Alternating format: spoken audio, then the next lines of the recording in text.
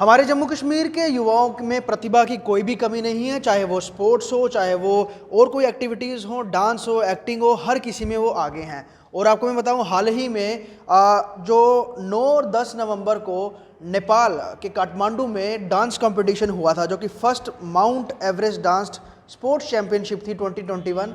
उसमें हमारे भारत से लगभग 35 लोग गए थे और जो टॉप करने वाली जो सोलो में थी उनमें सुंदरबनी की मिताली शर्मा है, जिन्होंने सोलो परफॉर्मेंस देकर जो है वो ये खिताब हासिल किया है। मेरे साथ मिताली भी हैं और मेरे साथ यहाँ पर हरमन जी भी हैं।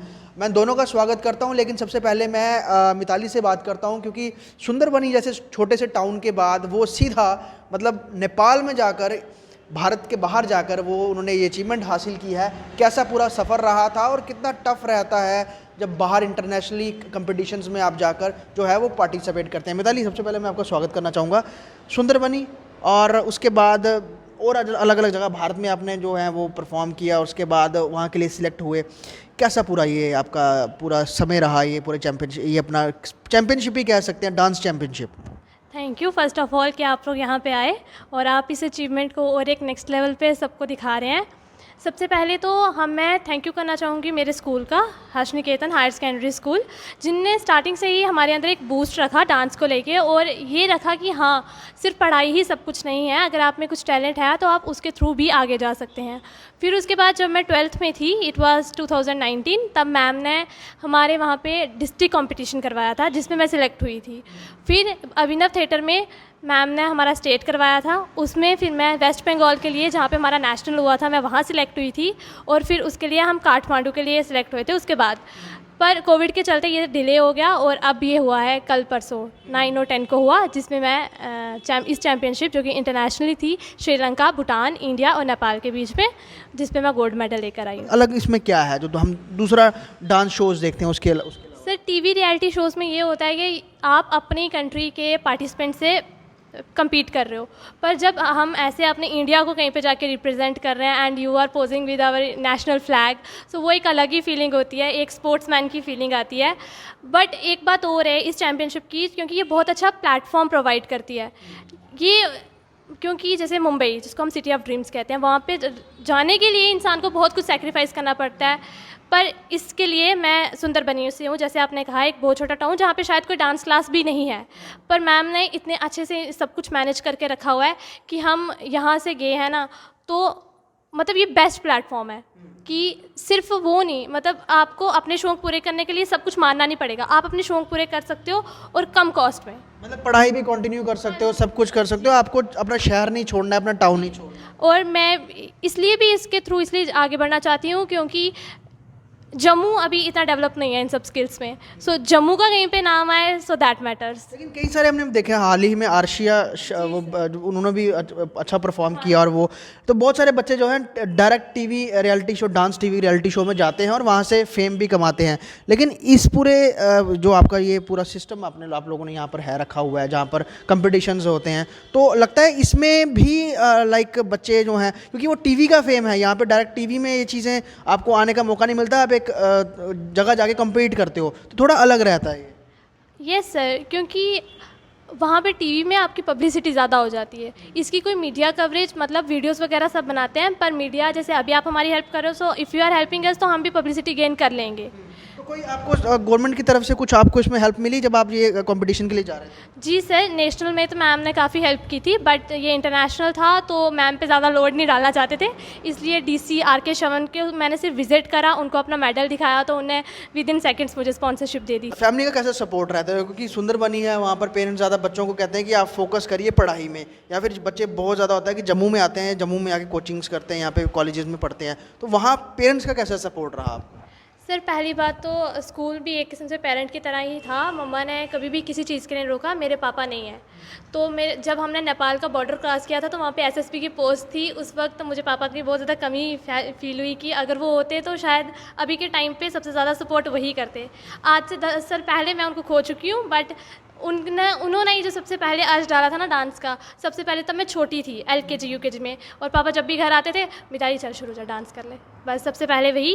फैमिली का बहुत अच्छे से सपोर्ट है, मेरी मम्मा एक विडो होने के बाद भी मुझे बहुत अच्छे से सपोर्ट करते हैं, कभी किसी चीज़ के लिए नहीं रोकते, she has put trust on me, और अब जब बाहर जाने की बात आती है वो मेरे साथ नहीं थे, पर गुरविंदर मैम बिल्कुल मैम की मम्मा की तरह मेरे साथ थे। कोई भी प्रॉब्लम हो रही थी, ma'am ma'am ma'am ma'am.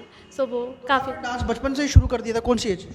Sir school में एनुअल फंक्शन होता था तो उसमें तो हम बहुत बढ़ चढ़ कर रहते थे, पर कभी भी मतलब एक प्लेटफॉर्म था ना, वो नहीं मिला। वो 12th में ही आके मिला, जो कि मैम ने वहाँ पे करवाया था। तो इन सब बच्चों को जो लेके गए थे वो हरमन जी थे। हरमन जी, ये तो बड़ा अलग किस्म का हम एक प्लेटफॉर्म देख रहे हैं, और आप बहुत सारे बच्चों को और जम्मू के अलग अलग डिस्ट्रिक्ट्स को लेके गए थे। मतलब कैसे ही इसकी शुरुआत हुई, और जब आप सिलेक्ट करते हैं, क्योंकि बाहर के बच्चों से जम्मू के बच्चों का कंपटीशन बहुत ज़्यादा टफ रहता है, और वहाँ के बच्चे बहुत ज़्यादा एक्सप्लोर किए होते हैं, तो किस तरह के यहाँ से आप लोग सिलेक्ट करते हो, और ओवरऑल अभी आप होके आए हैं, तो कैसा ये पूरा आपका ये चैम्पियनशिप, ये पूरा समय रहा ये?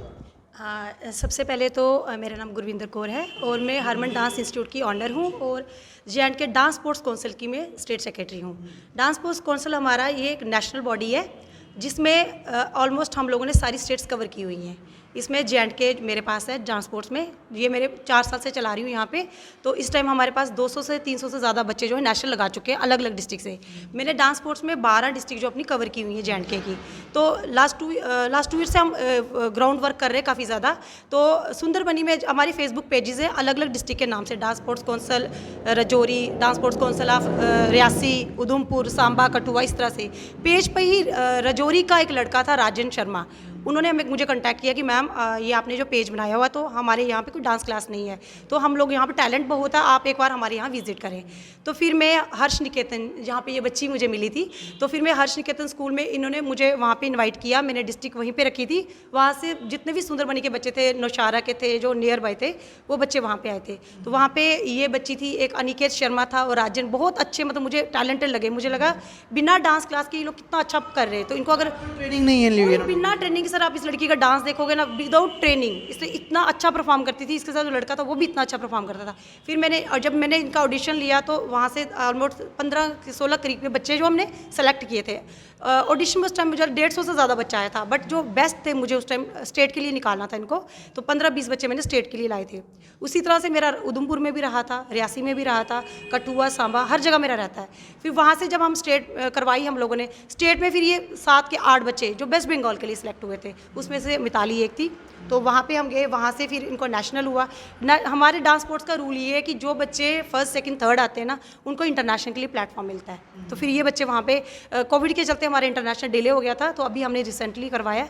तो फिर इस टाइम पे कुछ बच्चे कॉलेजेस वगैरह भी स्टार्ट हो चुके थे, कुछ जा भी नहीं पाए, तो फिर ये अवेलेबल थी यहाँ जम्मू में, तो सुंदरबनी में फिर इसने अकेली ने रिप्रेजेंट किया। और इस पूरे चैंपियनशिप में कितने अलग अलग कंट्रीज के कितने टोटल पार्टिसिपेंट्स? सर 100 के करीब पार्टिसिपेंट थे टोटल, जिसमें से हमारी पूरी इंडिया में से 65 जो प्लेयर थे वो गए हुए थे। डांस स्पोर्ट्स में हम डांसर को डांस प्लेयर बोलते हैं, क्योंकि हमारा स्पोर्ट्स की तरह रहता है। स्पोर्ट्स की तरह इस तरह से, क्योंकि आप बहुत सारे आप शोज़ देखते हो डांस के, जिसमें कंबाइन सिर्फ एज इवेंट्स होते हैं, मतलब अगर जूनियर है, सीनियर है, सब जूनियर, इस तरह से चलता है। बट हमारे में जैसे स्पोर्ट्स का होता है कि सब जूनियर में बॉयज़ का बॉयज़ के साथ, गर्ल्स का गर्ल्स के साथ, तो हमारा पूरा स्पोर्ट्स की तरह थीम होती है, इसलिए हमने इसको नाम डांस स्पोर्ट्स दिया है। तो इसमें हमारे 65 से अबव जो स्टूडेंट इंडिया से थे, मैं इस बार as a India team manager भी गई हुई थी, तो बाकी कंट्री से भी आए थे, तो ऑलमोस्ट 100 से अबव स्टूडेंट। लगभग कौन सी कंट्रीज इसमें जो पार्टिसिपेट कर? हाँ, इसमें जो मैक्सिमम नंबर था वो काठमांडू नेपाल से ही था, क्योंकि वो उनका मतलब वेन्यू था, एक तो ये भी रीज़न था। दूसरा, जो बांग्लादेश से कम ही बच्चे आ पाए थे, क्योंकि कोविड के चलते वो बॉर्डर की भी प्रॉब्लम बनी हुई थी। भूटान से थे, श्रीलंका से थे। मतलब ये साउथ, अब हम कह सकते हैं कि इंडियन साउथ एशियन। जी जी जी। अब इसके बाद मतलब आप ये जो आप आगे इन बच्चों को है आगे फर्दर के लिए किस तरह से इनको ग्रूमिंग के लिए क्या आप लोग क्या करते हैं? हाँ सर, हमारी कुछ वर्कशॉप्स भी रहती है। लास्ट टाइम हमने काफ़ी पब्लिसिटी की थी वर्कशॉप की, बट कोविड की वजह से वो हम लोग कर नहीं पाए थे।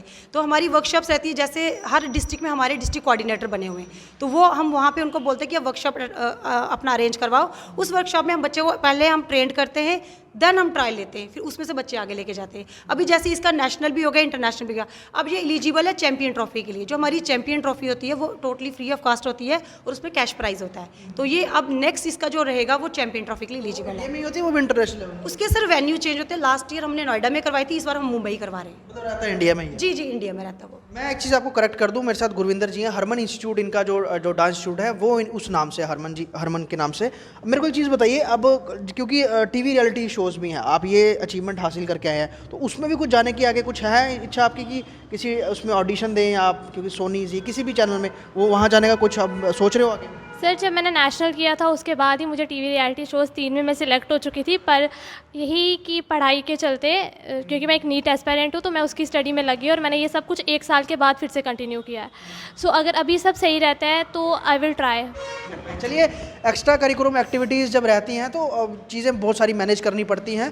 तो यहाँ पर मिताली भी हैं, यहाँ पर गुरविंदर जी भी हैं और बाकी बच्चे भी जो थे वो अच्छा एक उन्होंने परफॉर्मेंस दिया है और सोलो में ये अपना एक ये जो कह सकते हैं कि इन्होंने अचीवमेंट हासिल किया। First mount Everest dance sports championship थी जो कि नेपाल के काठमांडू में हुई थी और सबके लिए ये प्राउड मोमेंट है और ख़ास तौर पे यहाँ जो इनका होम टाउन है सुंदरबनी, वहाँ के लिए बहुत छोटा टाउन है और इनको देखकर बाकी लोग भी और बाकी पेरेंट्स भी बच्चों को डांस के लिए प्रेरित करेंगे जैसे स्पोर्ट्स के लिए करते हैं। और ये एक फॉर्मेट बिल्कुल स्पोर्ट्स की तरह का ही है जहाँ पर अलग अलग कैटेगरीज होती हैं और जो सेम जेंडर होता है उन्हीं के बीच में कंपटीशन जो है करवाया जाता है। एक्सप्लोर भी हो बच्चों को मिलता है, एक्सप्लोर भी बहुत ज़्यादा होते हैं और उसके साथ ही उनका जो है फ्यूचर और फोकस जो है वो डांस के प्रति भी बना रहता है। वीडियो जर्नलिस्ट पवन शर्मा के साथ ख्वाहिश पटियाला, स्टेट टाइम्स, जम्मू।